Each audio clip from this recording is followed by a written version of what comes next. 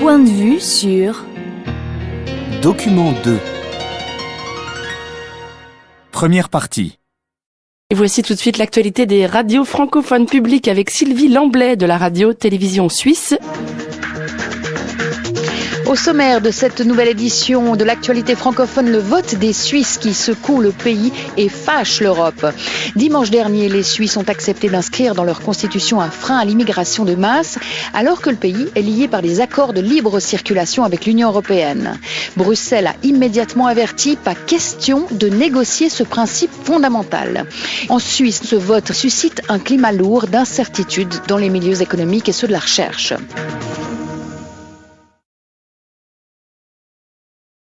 Deuxième partie.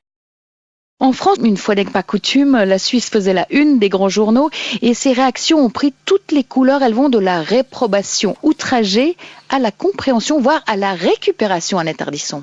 Alors commençons par les officiels. Le ministre des Affaires étrangères, Laurent Fabius, qui a jugé préoccupant ce vote parce qu'il signifie une volonté de la Confédération de se replier sur elle-même. Très vite, les commentaires ont tourné à la polémique franco-française avec la prise de position de l'ancien Premier ministre François Fillon. Il a jugé parfaitement naturel que la Suisse veuille diminuer le nombre d'étrangers sur son sol en fonction de sa capacité à les intégrer.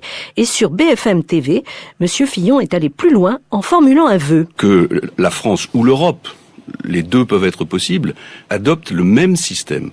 C'est un système que les Canadiens en particulier font fonctionner, qui consiste à décider chaque année combien de personnes extérieures, d'étrangers on peut accueillir, parce que il y a un blocage de l'intégration lié au nombre d'étrangers qu'on accueille sur notre territoire. Déjà, l'opposition fourbit ses armes sur le thème « Trop d'immigration tue l'intégration ».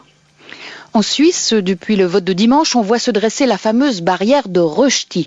Cette barrière qui symbolise l'incompréhension entre les régions linguistiques avec, d'un côté, la très grande majorité des cantons alémaniques pour limiter l'immigration de masse et de l'autre, les cantons romans, ceux qui abritent proportionnellement le plus grand nombre d'étrangers qui ont voté contre.